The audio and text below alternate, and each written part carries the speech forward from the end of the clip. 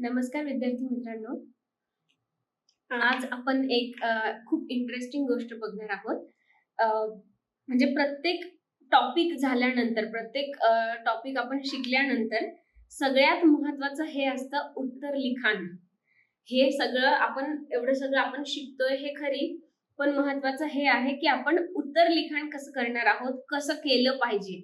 मला असं वाटतं किंवा माझा स्वतःचा पूर्वानुभव असा आहे, जो मला तुमच्या सगळ्यांशी शेअर करायला आवडेल, की उत्तर लिखाण करण्यासाठी सुरुवातीच्या टप्प्यात आपण ना म्हणजे प्रश्न, मग ते युपीएससीला येऊन गेलेले असो. आता युपीएससी मी का म्हणतेय, आपले लेक्चर एमपीएससीच्या सुधारित स्वरूपासाठी, पण आपल्याला माहितीये की युपीएससी आणि एमपीएससी काही फरक नाहीये सिलेबस मध्ये. नंबर 1 ची गोष्ट. नंबर 2, एमपीएससी ची जी वर्णनात्मक स्वरूपाची परीक्षा आहे ती 2025 ला होणार आहे. मग आपण संदर्भ कशाचा बघायचा, की नेमकी प्रश्न कशा प्रकारचे येतील, तर अर्थातच ते आपल्याला युपीएससी कडेच बघावं लागणार आहे वारंवार. त्यामुळे 2 प्रकारचे प्रश्न जे युपीएससीच्या ऑप्शनल मध्ये येऊन गेलेले आहेत आणि सिलेबस मध्ये जे पॉइंट नमूद केलेले आहेत त्यावर अजून प्रश्न येण्याची जी शक्यता आहे, म्हणजे हे आलेले जे प्रश्न आहेत ज्याला आपण पास्ट इयर क्वेश्चन म्हणतो, बरोबर. तर आता या पास्ट इयर क्वेश्चन वरून आपण हा अंदाज घेऊ शकतो की कशा प्रकारचे प्रश्न येणार आहेत, बरोबर. म्हणजे नक्की प्रश्नाची खोली किती, उंची किती डीप मध्ये जाऊन ते प्रश्न विचारणार आहेत, हे सगळ्यांसाठीचा आपला संदर्भ काय असणार आहे, तर हे पास्ट इयर क्वेश्चन असणार आहेत, बरोबर. तर आता आपल्याला उत्तर लिखाणाची कला शिकण्यासाठी सुरुवातीच्या टप्प्यात काय काय गोष्टी माहिती असल्या पाहिजे. नंबर 1 ची गोष्ट, आपल्याला पूर्ण सिलेबस माहिती असला पाहिजे, बरोबर.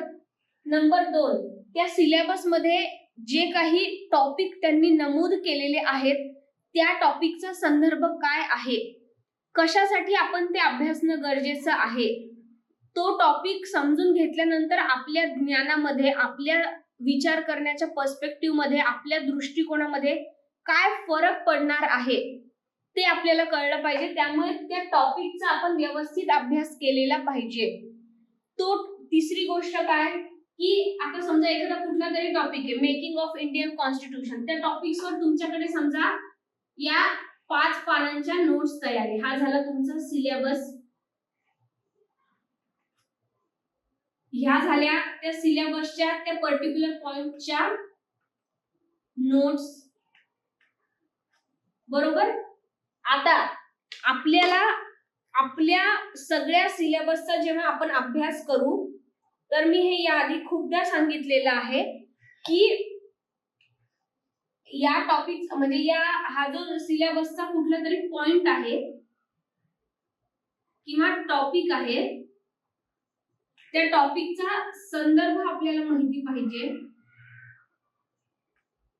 टॉपिकचा संदर्भ माहित झाल्यानंतर तो टॉपिक सिलेबसच्या इतर टॉपिकशी आपल्याला लिंक करता आला पाहिजे.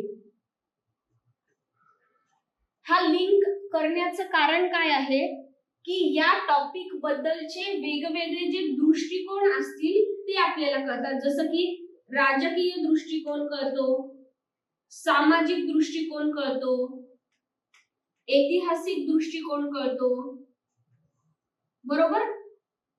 भौगोलिक दृष्टिकोन कळतो, आर्थिक दृष्टिकोन कळतो, त्याची प्रासंगिकता काय आहे ती प्रासंगिकता कळते. असं सगळं इतर टॉपिकशी लिंक केल्यामुळे या टॉपिकला आपल्याला, हा टॉपिक ज्याला आपण होलिस्टिक म्हणतो, होलिस्टिक म्हणजे काय, समग्र आकलन होतं आपलं. त्या टॉपिकच्या संदर्भात वेगवेगळे दृष्टिकोन आपल्याला कळल्यानंतर आपल्याला त्या टॉपिकचं होलिस्टिक समग्र आकलन होतं आणि मग पुढचा टप्पा उत्तर लिखाणामधला नंबर 4चा टप्पा आहे. इकडे लिहिते मी नंबर 4चा, की आपण जे मॉडेल प्रश्न आणि उत्तर आहेत ते भरपूर वाचलेले पाहिजे. या कुणाचेही, मग ते एखाद्या टॉपरचे असतील, जसं तुम्ही जर दिल्लीला गेलात तर तिथे युपीएससीचे जे टॉपर आहेत त्या युपीएससीच्या टॉपर्सच्या कॉपीज वगैरे तुम्हाला मिळतात. आता त्या मराठीत मिळणं थोडंसं अवघड आहे, पण माझ्याकडे काही आहेत त्या मी तुम्हाला इथे उपलब्ध करून देते. किंवा टॉपर्सच्या पण आहेत आणि जे शिक्षक आहेत, आपण समजा एखादी टेस्ट सिरीज लावली, समजा मी राज्यशास्त्राची टेस्ट सिरीज लावली होती, तर मला ज्या माझ्या क्लासमध्ये नोट्स म्हणजे त्याचे ज्याला मॉडेल प्रश्न आणि मॉडेल उत्तर जे त्यांनी मला दिले होते, तर ते सगळे मग मी मराठीत ट्रान्सलेट करून माझ्याकडे त्याचं भरपूर ते आहेत मोठे. आणि मग काय चौथा टप्पा काय असतो, की आपण असे भरपूर प्रश्न आणि उत्तर वाचलेले पाहिजे. त्याच्यातून काय होतं, की उत्तर लिखाणाचा जो एक फ्लो आहे ना तो आपल्याला कळतो. आणि मग 5व्या नंबरचा टप्पा येईल, तो म्हणजे मग आपण उत्तर लिखाण करायला घेणे आणि मग त्याच्यामध्ये ज्या काही सुधारणा असतील वेळोवेळी ते करणे, उत्तर लिखाणात काय अडचणी येतात ते समजून घेणे, की आपल्याला म्हणजे मटेरियल कमी पडतंय का सुचत नाहीये, का सुचतंय पण ते शब्दबद्ध करता येत नाहीये. मग ते पुढच्या भरपूर त्याच्या गोष्टी, उत्तर लिखाण ऍक्च्युअल करायला घेतल्यावर नंतर आपल्याला 100 अडचणी येतात त्या वेगळ्या, पण त्याच्या आधी ही सगळी उत्तर लिखाणाची पूर्वतयारी आपल्याला करावी लागते. माझा प्रयत्न असा आहे किंवा माझी मनापासून इच्छा आहे की उत्तर लिखाणासाठी आपली मानसिकता तयार करण्यासाठी प्रत्येकाची मानसिकता व्हावी म्हणून मी काय करणार आहे, प्रत्येक टॉपिक आपला शिकणं झाल्यानंतर त्या टॉपिकचे जे 2-3 मॉडेल प्रश्न आणि उत्तर आहे ते तुम्हाला देत जाणार आहे. म्हणजे काय होईल की म्हणजे जेव्हा आपण त्या नोट्स वाचू आणि ते मॉडेल प्रश्न आणि उत्तर वाचू, तर त्यावेळेस हळूहळू ती जी उत्तर लिखाणाची भीती आहे ना ती आपली कमी होत जाईल आणि आपण मग जसं जसं आपला अभ्यास पुढे जात जाईल, जसं जसं वेगवेगळे विषय आपण अभ्यासात जात जाऊ, ज्याला आपण सिलेबस कव्हर करणं म्हणतो, तसं जेव्हा आपला सिलेबस कव्हर होईल तेव्हा आपोआप तुम्ही उत्तर लिखाणाची मानसिकता कुठेतरी ती सबकॉन्शियस लेवलला तयार झालेली असेल. पण आपण आता अभ्यासक्रम नुसताच शिकतोय आणि मग उत्तर लिखाण करू म्हटलं तर ते थोडंसं म्हणजे मला माझ्या स्वतःच्या पूर्वानुभवावरून असं वाटतंय की नंतर ते अवघड जातं. त्यामुळे आताच आपण ती मानसिकता तयार करूया. तर या आधीच्या लेक्चर्स मध्ये आपण जे काही शिकलो आहोत त्याच्याशीच रिलेटेड आपण इथे उत्तर लिखाण बघूया. तर याच्यासाठी महत्वाचं हे की तुम्ही या टॉपिक म्हणजे आता हे उत्तर लिखाण तुम्ही जे बघता आहात, तर हे उत्तर लिखाण बघण्याआधी तुम्ही माझे या आधीचे जे व्हिडिओज आहेत या टॉपिक वरचे नोट्सचे जे व्हिडिओज आहेत ते जरूर बघा. तिथे तो टॉपिक व्यवस्थित समजून घ्या आणि मग हे उत्तर लिखाण समजून घेण्याचा प्रयत्न करा. ठीक आहे. तर आजचा आपण प्रश्न बघूया. प्रश्न लिहून घ्या. मी प्रश्न तुम्हाला इंग्लिश मध्ये देते आहे. Define constitutional morality. Define constitutional morality and its linkage with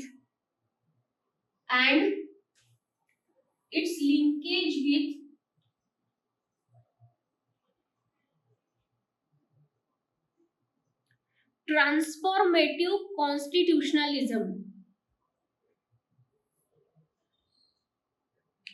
and its linkage with transformative कॉन्स्टिट्यूशनलिझम. Transformative कॉन्स्टिट्यूशनलला आपण मराठी शब्द घेऊया परिवर्तनकारी संविधानवाद. लिहिते परिवर्तनकारी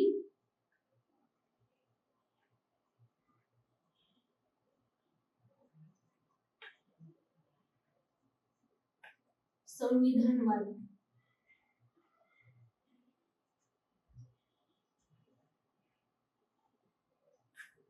ठीक आहे.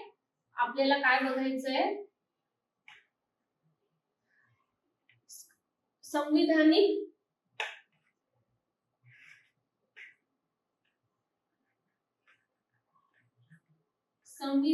नैतिकता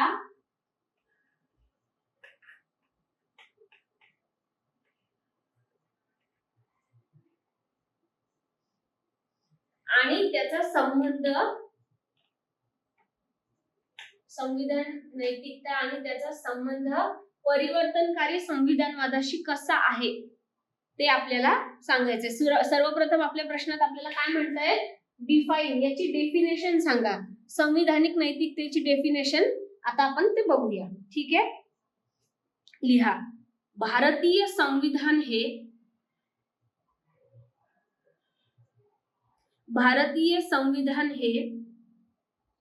परिवर्तनकारी संविधान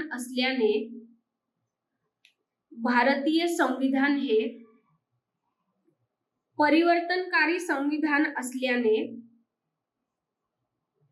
संविधानिक नैतिकतेकडे कॉमातून समाजात परिवर्तन आणणारी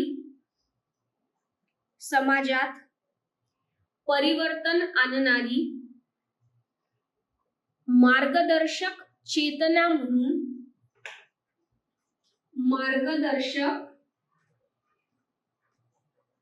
चेतना गायडिंग स्पिरिट जे आपण म्हणतो ना, गायडिंग स्पिरिट, मार्गदर्शक चेतना म्हणून बघता येते.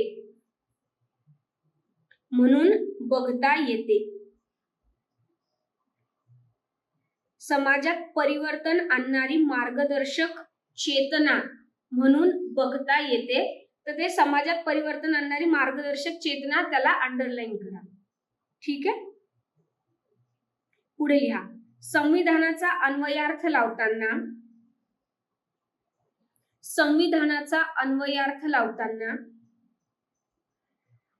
आता इथे आपण संविधानाचा अर्थ लावताना असा शब्दप्रयोग पण करू शकलो असतो, काही चुकीचं नाहीये, पण तरी हे असे चांगले स्टँडर्ड शब्द वापरणं अपेक्षित आहे.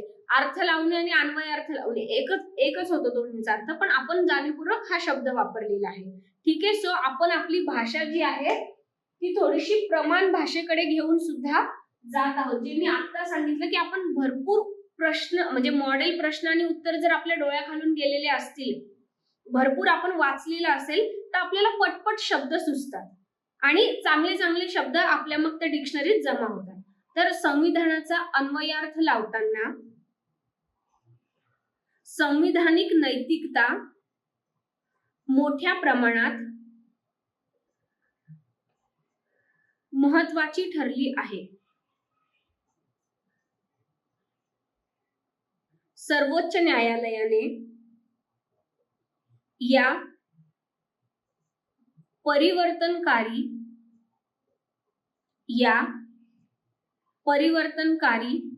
आणि पुरोगामी सिद्धांताच्या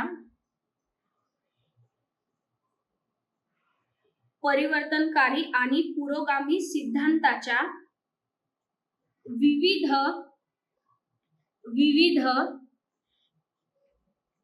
पैलूंचा वापर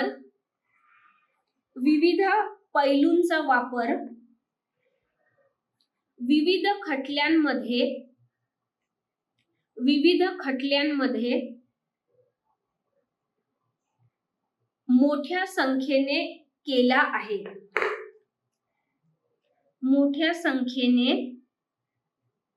केला आहे. पॅरेग्राफ बदला, नवीन पॅरेग्राफ. आपण उत्तर लिखाण पॅरेग्राफच्या स्वरूपात लिहित आहोत. पुढे लिहा. भारतीय संविधानाच्या संदर्भात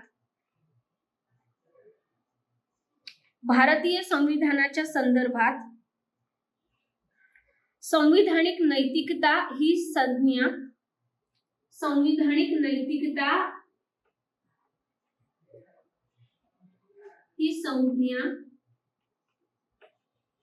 भारतीय संविधानाच्या संदर्भात संविधानिक नैतिकता ही संज्ञा डॉक्टर आंबेडकरांनी मांडली.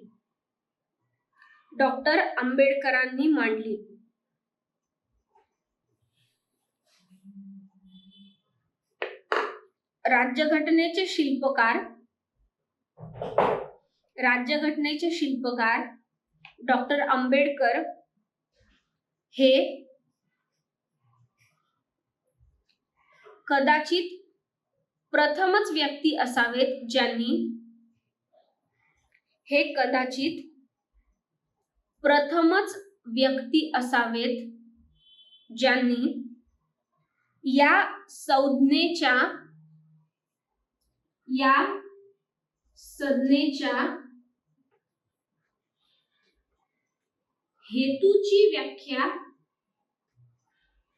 या संज्ञेच्या हेतूची व्याख्या करण्याचा प्रयत्न केला.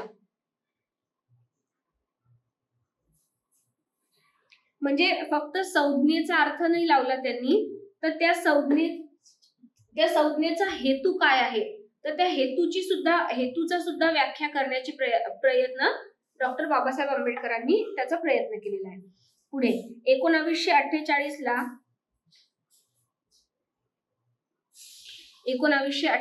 ला संविधान सभेस संबोधित करताना, 1948 ला संविधान सभेस संबोधित करताना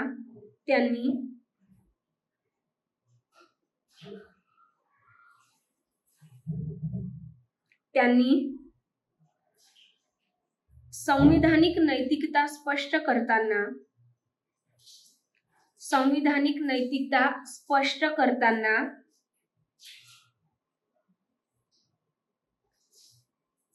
कॉमातून अशा देशात जेथे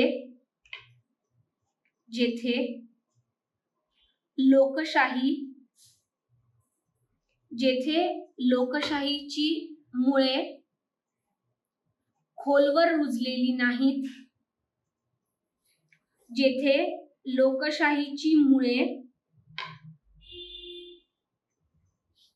मुळे खोलवर रुजलेली नाही, तेथे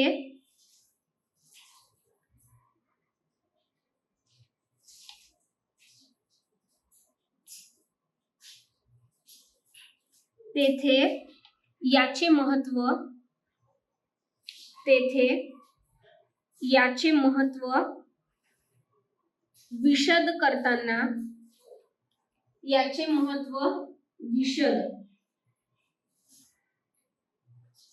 म्हणजे स्पष्ट करताना, याचे महत्व विशद करताना जॉर्ज ग्रोट, आपल्याला माहिती आहे संविधानिक नैतिकता ही संकल्पना कोणी मांडलेली आहे, जॉर्ज ग्रोट यांनी मांडलेली आहे. जॉर्ज ग्रोट यांचे विचार उद्धृत केले. जॉर्ज ग्रोट यांचे विचार उद्धृत केले.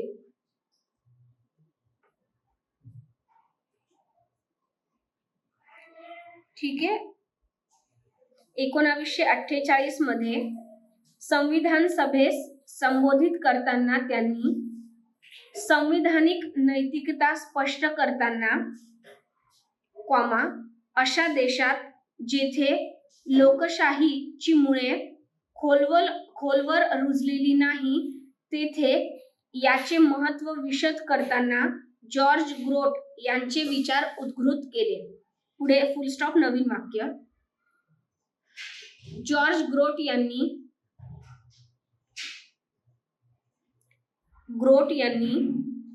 संविधानिक नैतिकतेचे, आता तुमच्या उत्तर लिखाणात तुम्ही प्रत्येक वेळी संविधानिक नैतिकता असं मोठं न लिहिता फक्त संविधानिक नैतिकतेचे असं, संविधानिक नैतिकता हा शॉर्ट फॉर्म स्वतःसाठी बनवलं तरी चालेल. ठीक आहे. संविधानिक नैतिकतेचे वर्णन,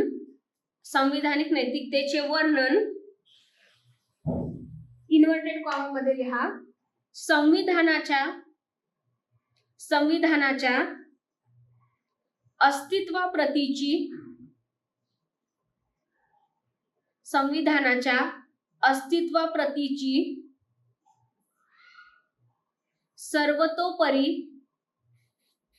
सर्वतोपरी आदर भावना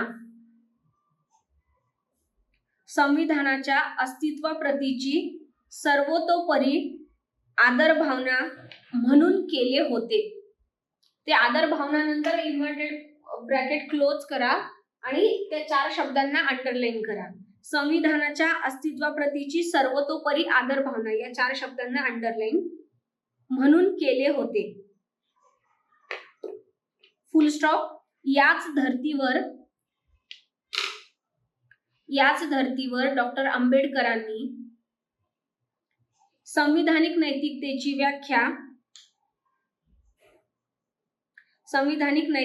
व्याख्या आता परत इन्व्हर्टेड कॉमामध्ये, कारण आपण डॉक्टर बाबासाहेब आंबेडकरांची व्याख्या लिहितो आहोत आता. याच धर्तीवर आंबेडकरांनी संविधानिक नैतिकतेची व्याख्या कोणत्याही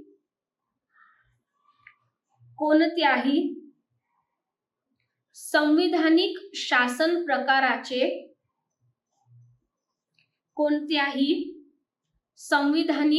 शासन प्रकाराचे मूलभूत मूल्य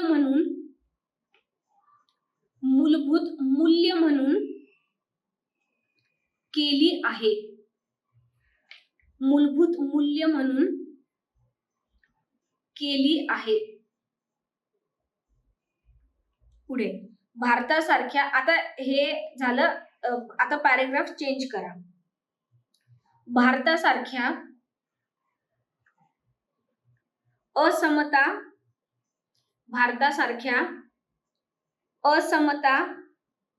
आणि अन्याय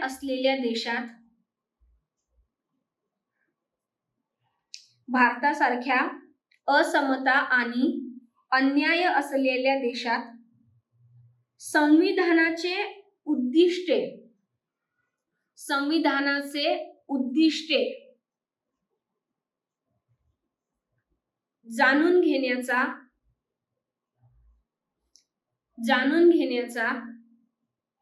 एकमेव मार्ग म्हणजे संविधानाचे उद्दिष्टे जाणून घेण्याचा एकमेव मार्ग म्हणजे संविधानिक नैतिकता आहे. संविधानिक नैतिकता आहे. फुल स्टॉप. पुढे केशवानंद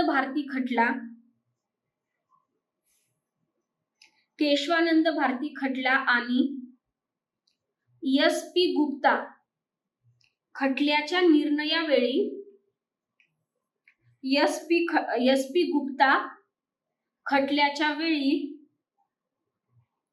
निर्णयावेळी दोनदा याचा वापर केला गेला.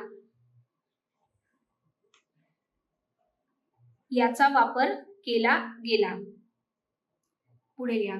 मनोज नरोला विरुद्ध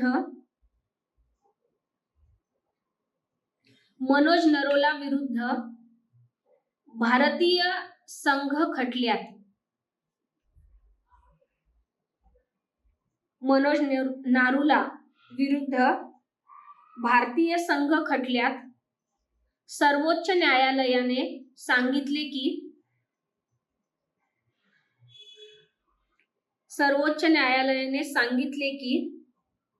संविधानिक नैतिकता ही इन्व्हर्टेड कॉमामध्ये कायद्याचे राज्य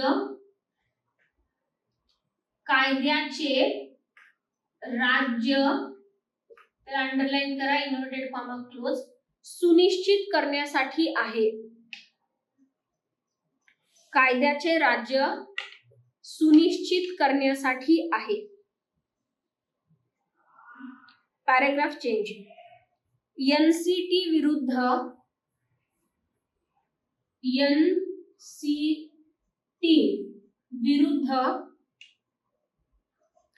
भारतीय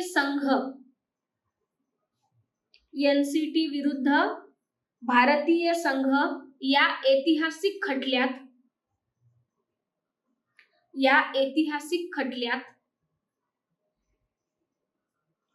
न्यायालयाने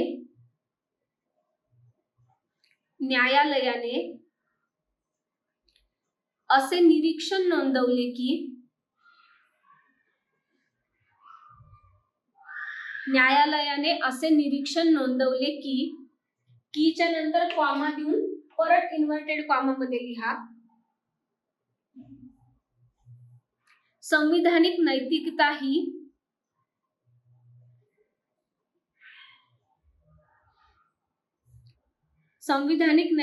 ही संविधानाचा फक्त एक प्रकार किंवा कार्यपद्धती नाही, तर संविधानाचा फक्त एक प्रकार किंवा कार्यपद्धती नाही, तर ती म्हणजे संविधानिक नैतिकता ही अशी सक्रिय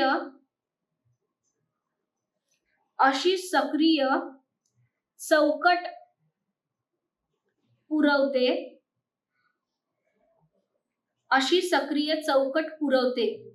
किंवा चौकट निर्माण करते. पुरवतेच्या ऐवजी लिहा निर्माण करते. चौकट निर्माण करते जी समाजाच्या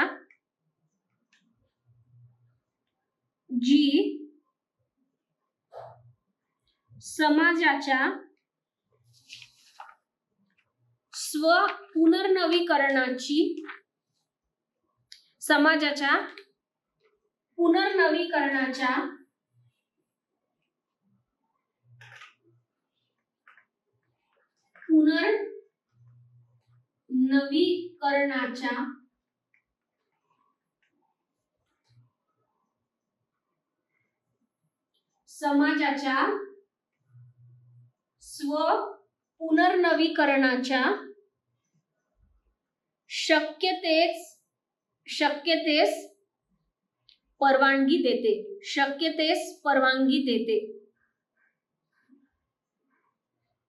शक्यतेस परवानगी देते.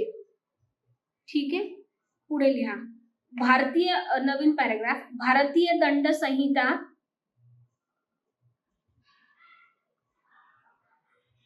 भारतीय दंड संहिता 1860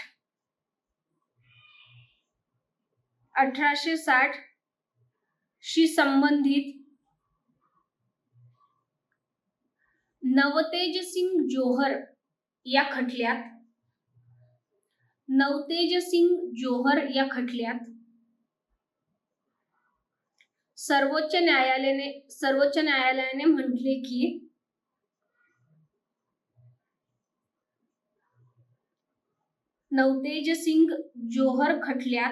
सर्वोच्च न्यायालयाने म्हटले की परत इन्व्हर्टेड कॉमा मध्ये लिहा. न्यायालयाचे निर्णय जेव्हा आपण लिहितो तर ते व्यवस्थित इन्व्हर्टेड कॉमा मध्येच लिहायचे. न्यायालयाने म्हटले की संविधानिक नैतिकता ही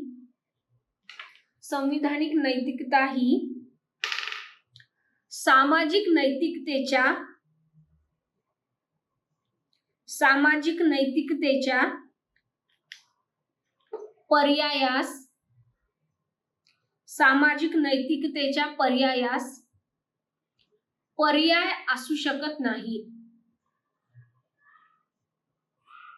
सामाजिक नैतिकतेच्या पर्यायास पर्यायी असू शकत नाही. सामाजिक नैतिकतेच्या पर्यायास कॉमा देऊन पर्यायी असू शकत नाही.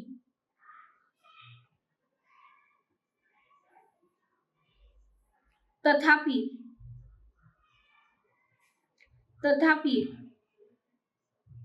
मनु सिंघवी आपल्या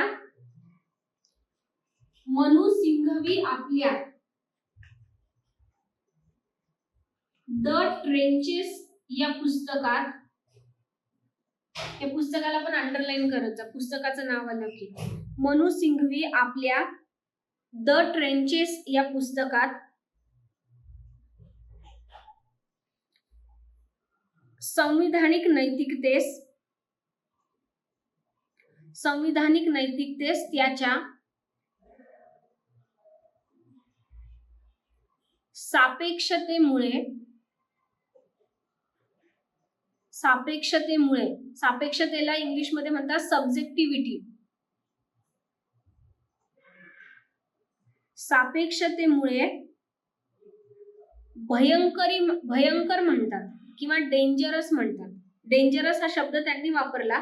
आता डेंजरसचा आपण आता डेंजर शब्दाचे भरपूर मराठी अर्थ निघतात. आपण इथे म्हणूयात की ते एक भयंकर आहे, भयंकारी म्हणतात.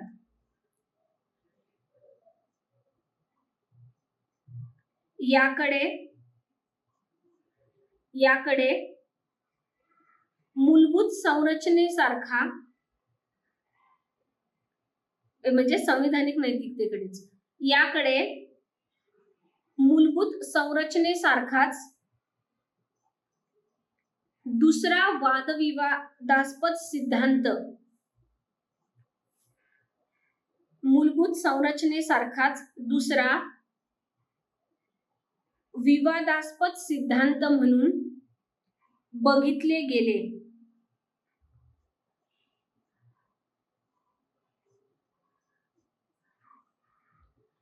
दुसरा विवादास्पद सिद्धांत म्हणून बघितले गेले. भारताचे महान्यायवादी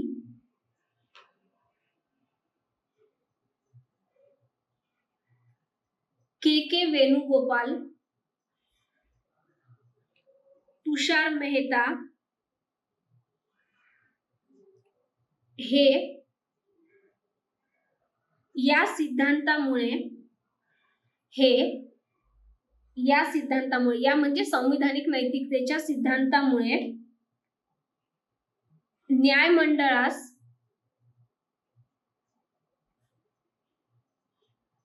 तृतीय चेंबर म्हणून उदयान्वित होण्याची संधी देतात. न्यायमंडळास तृतीय चेंबर म्हणून उदयान्वित होण्याची संधी देतो असे मत मांडतात. हा सिद्धांत न्यायमंडळास तृतीय चेंबर म्हणून उदयान्वित होण्याची संधी देतो असे मत मांडतात. नवीन पॅरेग्राफ मध्ये यात कोणतीही शंका नाही की भारतीय संविधान हे परिवर्तनकारी संविधान आहे. भारतीय संविधान हे परिवर्तनकारी संविधान आहे. हे व्यक्ती आणि राज्य संस्था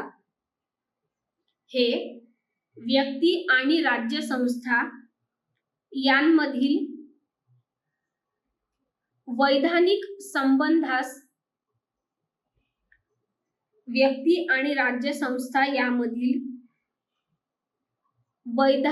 संबंधास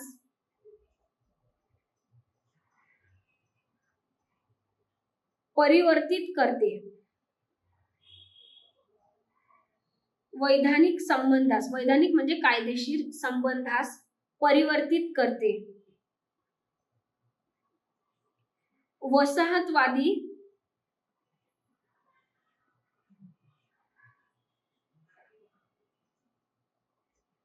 नियमांचे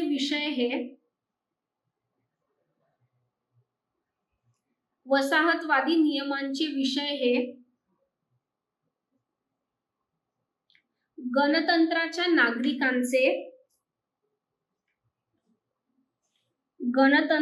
नागरिकांचे अधिकार बनले आहेत. गणतंत्राच्या नागरिकांचा अधिकार बनला आहे. वसाहतवादी नियमांचे विषय हे गणतंत्राच्या नागरिकांचा अधिकार बनला आहे. हा फुल स्टॉप देऊन नवीन वाक्य. हा भारतीय कारभार व्यवस्थेच्या किंवा शासन व्यवस्थेच्या, कारभारला आपण म्हणतो गव्हर्नन्स,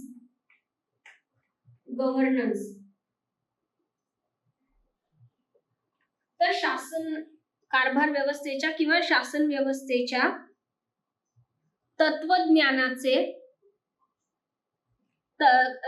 तत्वज्ञानाचा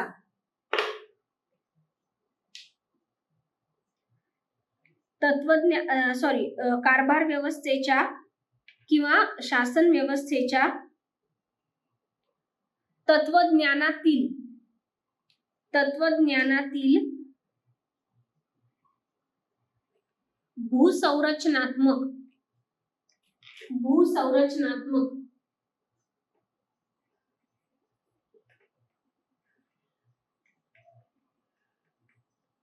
भूसंरचनात्मक बदल होता.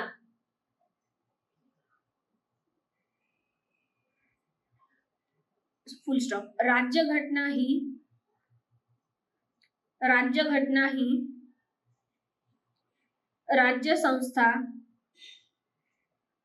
राज्यसंस्था, संस्कृती आणि स्वतः समाज यांच्या सांगोपांग म्हणजे पूर्ण सांगोपांग पुनर्बांधणीद्वारे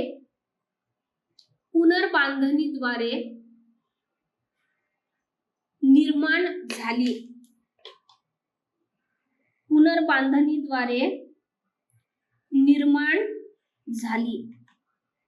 सर्वोच्च न्यायालयाने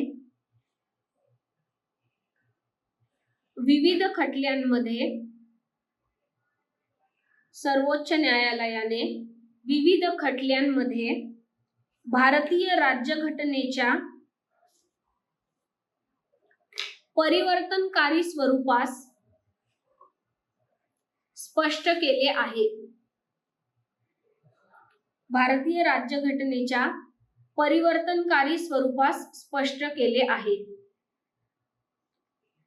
नवीन ओळीत लिहा. उदाहरणार्थ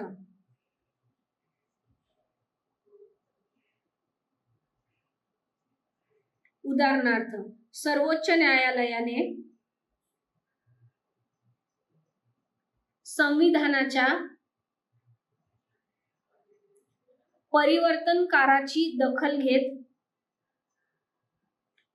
परिवर्तनकारीपणाची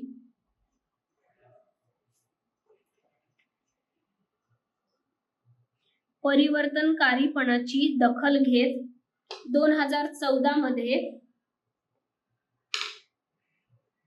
नालसा निर्णयात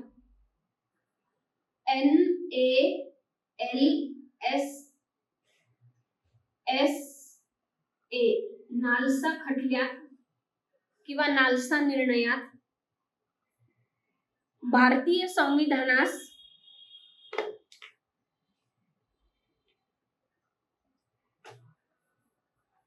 जिवंत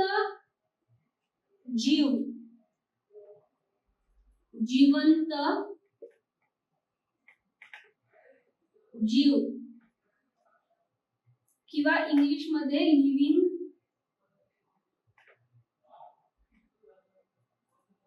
ऑर्गॅनिझम म्हणजे एखादा जिवंत ऑर्गॅनिझम म्हणजे काय? जीव. एखादा जीव. आणि कुठला जीव? जो जिवंत आहे ज्याच्यामध्ये नेहमी बदल होत राहतात. आपल्याला माहितीये मृत झाल्यावर त्या गोष्टीत काही बदल होत नाही, पण जिवंत असल्यावरच त्याच्यात विविध बदल हे होत राहतात. तर भारतीय संविधान हे इतकं परिवर्तनकारी आहे की ते जसं काही एखादा जिवंत जीव असल्यासारखं आहे. जिवंत लिव्हिंग ऑर्गॅनिझम, जिवंत जीव म्हटले आहे. याच प्रमाणे नवतेज सिंग जोहर खटल्यातही न्यायालयाने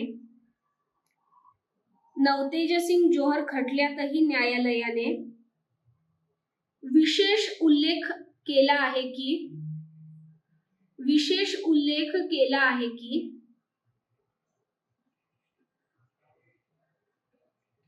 राज्यघटना असण्याचा उद्देश समाजाच्या चांगल्यासाठी परिवर्तन करणे हा असून राज्यघटना असण्याचा उद्देश, म्हणजे एखादा देशात राज्यघटना का असते, त्याचा उद्देश काय असतो, तर समाजाच्या चांगल्यासाठी परिवर्तन करणे हा असून त्याचे उद्दिष्ट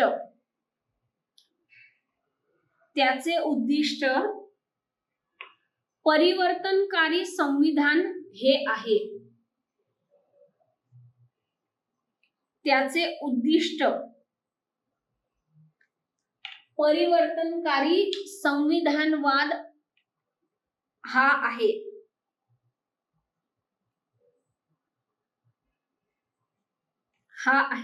नवीन पॅराग्राफ. हे दखल घेण्याजोगे आहे की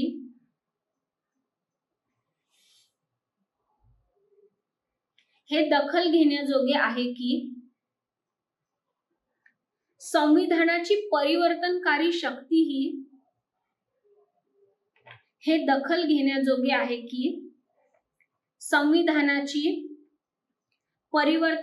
शक्ती ही फक्त ऐतिहासिक चुका सुधारण्याचे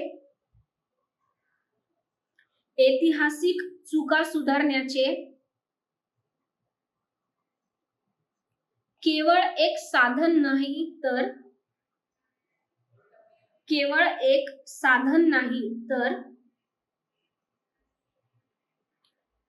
अधिक न्याय्य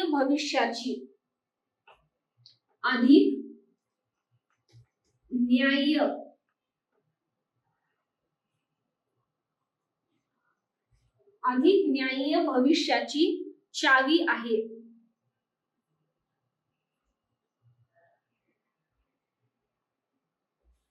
परिवर्तन हा एक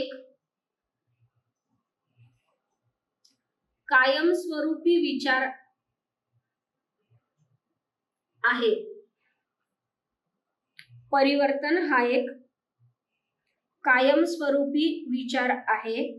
म्हणजेच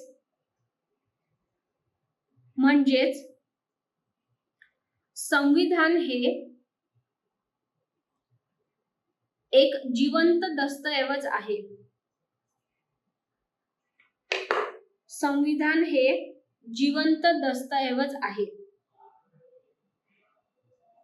पुढे लिहा पुढच्या पॅराग्राफ मध्ये. संविधानिक नैतिकता ही, म्हणजे हे आता आपलं शेवटचं पॅराग्राफ आहे. आपण उत्तर समअप करतोय. या दोन गोष्टी ज्या आपण उत्तरामध्ये एक्सप्लेन केल्या. सुरुवातीला आपण संविधानिक नैतिकता, त्याचं महत्व एक्सप्लेन केलं आणि त्याच्यानंतर आपलं संविधान हे कसं परिवर्तनकारी आहे आणि त्यांनी ते परिवर्तनकारी असणं कसं गरजेचं आहे हे आपण सांगितलं. आणि आता आपण जे उत्तराचं निष्कर्ष किंवा कन्क्लुजन लिहितो, उत्तराचा जो निष्कर्ष शेवटच्या पॅराग्राफ मध्ये, त्याचा आपण ज्याला सार म्हणतो एका वाक्यात, तर आता आपण तो लिहितो आहोत शेवटच्या पॅराग्राफ मध्ये. लिहा. संविधानिक नैतिकता ही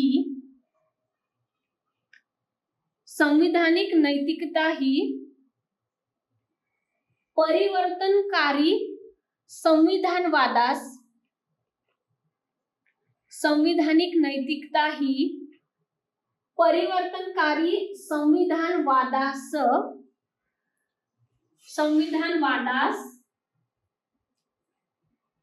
आधार पुरवते.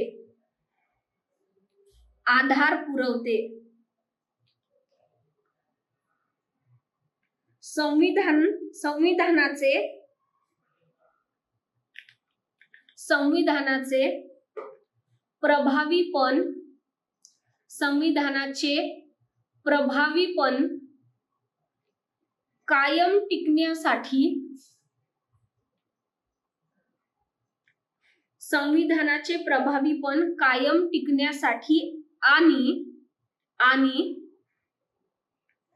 भारतीय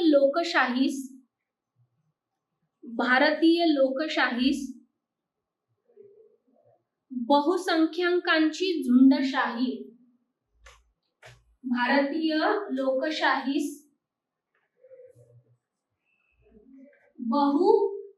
बहुसंख्याकांची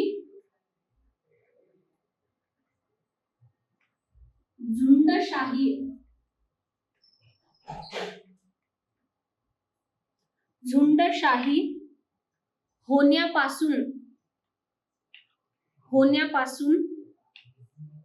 सुरक्षित राखण्यासाठी बहुसंख्याकांची झुंडशाही होण्यापासून सुरक्षित राखण्यासाठी संविधानिक नैतिकता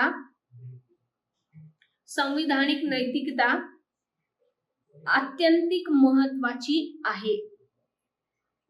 संविधानिक नैतिकता अत्यंत महत्वाची आहे. ठीक आहे, हे झालं आपलं कंप्लीट उत्तर. मला हे कळतं आहे, मी हे समजू शकते की या उत्तरामध्ये जे काही आपण आता लिहिलं हे सगळं नोट्स मध्ये जास्त कुठे नव्हतं. संविधानिक नैतिकतेच्या ज्या नोट्स आपण बघितल्या त्या नोट्स मध्ये हे सगळं नव्हतं. मला तुम्हाला हेच सांगायचं आहे की तुम्ही प्रत्येक विषयाच्या जास्त नोट्स गॅदर करण्याच्या मागे लागू नका.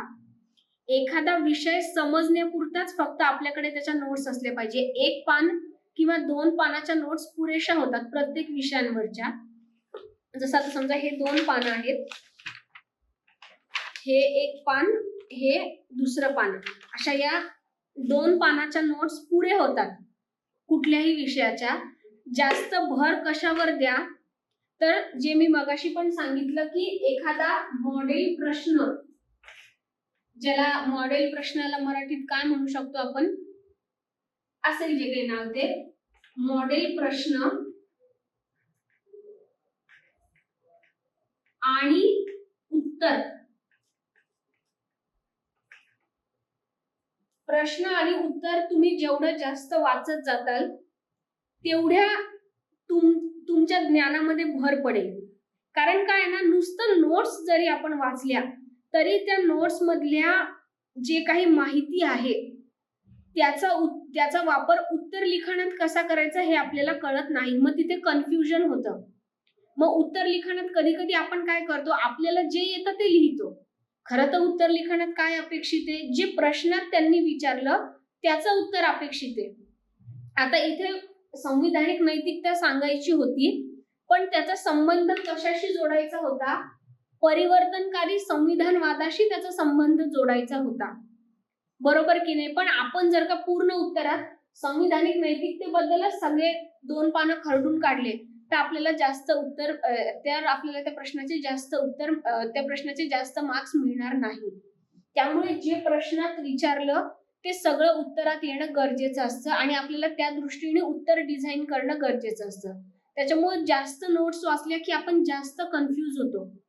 मग त्यामुळे महत्वाचं हे आहे की कमीत कमी माहितीच्या आधारे ते उत्तर व्यवस्थित, जो काही प्रश्न असेल त्याच्या अकॉर्डिंग ते उत्तर कसं लिहत न्यायचं हे आपल्याला जमलं पाहिजे. म्हणजे कसं, उदाहरणार्थ आपल्याला चहा बनवायचा आहे, ठीक आहे, चहा बनवायला 4 घटक कंपल्सरी आहे. ठीक आहे, दूध पाहिजे, पाणी पाहिजे, साखर पाहिजे आणि चहा पावडर पाहिजे. बरोबर.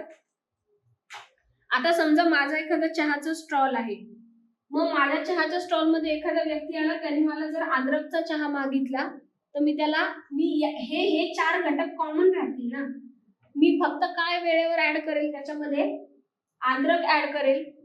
मग कोणीतरी व्यक्ती आला, त्याला गवती चहा पाहिजे असेल तर त्याला गवती चहा देईल. कोणी असेल त्याला मसालेदार चहा पाहिजे तर चहाचा मसाला मिळतो तो मसाला मी टाकेल. कोणाला जर बिन दुधाचा पाहिजे असेल, त्याच्यात लिंबू पिळून, तर कोणाला ग्रीन टी पाहिजे असेल तर तसा ती. थोडक्यात मला काय म्हणायचंय, आपल्याला ना चहा बनवण्यासाठी हे 4 घटक लागतात हे माहिती असलं पाहिजे. तसंच सिलेबसचा कुठलाही टॉपिक जो असतो तो कुठल्याही टॉपिक मध्ये आपल्याला त्याच्याबद्दल एक बेसिक माहिती असणं गरजेची आहे. ही बेसिक माहिती असली की मग परीक्षेत जो काही प्रश्न येईल, किंवा परीक्षा ही खूप नंतरची गोष्ट झाली, जेव्हा आपण ज्याला उत्तर लिखाणाचा सराव करणं म्हणतो, तो उत्तर लिखाणाचा सराव आपण जेव्हा करायला लागतो तेव्हा जितके प्रश्न आपल्या हाताखालून म्हणजे आपण लिहत जातो तेवढा आपल्याला अंदाज येतो की आता अच्छा ह्या प्रश्नात असं असं विचारलंय, मग आपण हे थोडं लिहू, हे थोडं लिहू. मग आपण आपल्या मनाने बऱ्याच गोष्टी लिहू शकतो. ठीक आहे, असं प्रत्येक उत्तर आपल्याला कुठे रेडीमेड मिळत नाही. जसं 10वी पर्यंत असतं की अपेक्षित, ते काय गाईड असतं अपेक्षितचं, त्याच्यात रेडीमेड उत्तर असतं आणि आपल्याला परीक्षेत तेच लिहायचं असतं. युपीएससीत तसं चालत नाही. मग थोड्याशा ज्या आपल्या नोट्स असतात त्या नोट्सचा आधार घेऊन जे काही प्रश्नामध्ये विचारलेलं आहे त्याला त्या आपल्या नोट्सशी, म्हणजे आपल्याला जी माहिती आहे त्याच्याशी त्याला लिंक करून आपल्याला उत्तर लिहायचं असतं. ठीक आहे, तर एनिवे उत्तर लिहून लिहून किती लिहायचं असतं? सगळ्यात हायेस्ट उत्तर असतं 250 शब्दांचं. बरोबर, 250 शब्दात किंवा 300 शब्दात उत्तर लिहा. 300 पेक्षा तर जास्त आपल्याला फक्त निबंध लिहायचा आहे. बाकी कुठलंही उत्तर असेल, अगदी 5 मार्काचं असेल, 10चं असेल, 15चं असेल किंवा 20चं असेल, आपल्याला 20 मार्काचा जरी प्रश्न आला तरी उत्तर जास्तीत जास्त किती शब्दात लिहायचंय? 300 शब्दात. हळूहळू ती कला येते. पण काय होतं ना, आपण जर का नोट्सच खूप वाचत बसलो किंवा तुम्ही प्रत्येक वेळी नोट्सच गॅदर करायच्या मागे लागल्या, ह्या क्लासच्या नोट्स घे, त्या क्लासच्या नोट्स घे, या मित्राच्या नोट्स घे, त्या टॉपरच्या नोट्स घे, सगळा वेळ पोरं त्या नोट्स घालवण्यातच घालता आणि उत्तर लिखाणाचा काही सरावच करत नाही. किंवा त्या नोट्स इतक्या वाचतात की त्यांना हे कळत नाही आता उत्तर लिखाणात काय लिहावं. त्यामुळे नोट्स कमीत कमी ठेवा. जास्तीत जास्त तुम्ही रेफर काय करा, तर तुम्हाला जिथे कुठे एखादे मॉडेल प्रश्न आणि उत्तर जे मिळतील जास्तीत जास्त ते तुम्ही वाचा. शक्यतो जर तुम्ही उत्तर लिखाणाची भाषा मराठी घेणार असेल तर मराठीतच घ्या, कारण मग शब्द सुचत नाही. इंग्लिश आणि मराठी जम्बलिंग होती, बरोबर. तर मॉडेल प्रश्न आणि उत्तर जास्तीत जास्त डोळ्याखालून घाला आणि उत्तर लिखाणाचा सराव करा. आता या उत्तरात आपण जे काही लिहून घेतलं सगळं, ते सगळं जे आहे ते खूप नवीन नवीन गोष्टी, आता जसं वेगवेगळे खटले, संविधानिक नैतिकतेच्या संदर्भात वेगवेगळे खटले वगैरे, या नवीन गोष्टी आपल्याला इथे शिकायला मिळाल्या, या उत्तरात नवीन मिळाल्या. आता मला सांगा, संविधानिक नैतिकता या विषयावर तुमच्याकडे जर 25 पानाच्या नोट्सच असतील तर तुम्ही हे असे लिहिलेले उत्तर रेफर कधी करणार? बरं, परीक्षेत याचा प्रश्न किती येणार आहे? येऊन एकच प्रश्न येणार आहे. त्यामुळे मी तुम्हाला वारंवार सांगेल की तुम्ही जास्तीत जास्त मॉडेल उत्तर रेफर करा. यामध्ये उत्तर कसं लिहिलं जातं, उत्तर लिखाणात कुठले कुठले नवनवीन मुद्दे ते टाकतात, कारण हे जे उत्तर लिहिलेले आहेत ते दिल्लीचे जे चांगले टीचर्स आहेत यांनी चांगले लिहिलेले उत्तर. तर त्यामुळे तुम्ही जास्तीत जास्त हे रेफर करा. मला हे मान्य आहे की आज आता हे जे उत्तर आपण लिहून घेतलं ते तुम्हाला खूप जड वाटलं असेल की अरे नोट्समध्ये तर या सगळ्यांचा उल्लेखच नव्हता, मग इथं यांनी हे सगळं कुठून आणलं. तर मला तेच सांगायचं आहे, जास्ती नोट्स घ्यायच्या भानगडीत नका पडू. इथे असे मॉडेल उत्तर बघा, त्याच्यात जे काही महत्वाचे पॉइंट वाटतात ते हायलाइट करून ठेवा आणि मग जेव्हा ऍक्च्युअल आपण उत्तर लिखाण परीक्षेसाठी किंवा ज्याला सराव चाचणी म्हणतो आपण, त्या सराव चाचणीसाठी मॉक टेस्ट साठी करू, तेव्हा मग ते आपल्याला बरोबर सुचत जातं काय लिहायचं आहे ते. ठीक आहे, पुढच्या लेक्चरमध्ये आपण अजून असेच वेगळे वेगळे उत्तर लिखाणाचे मॉडेल प्रश्न आणि उत्तर बघूयात.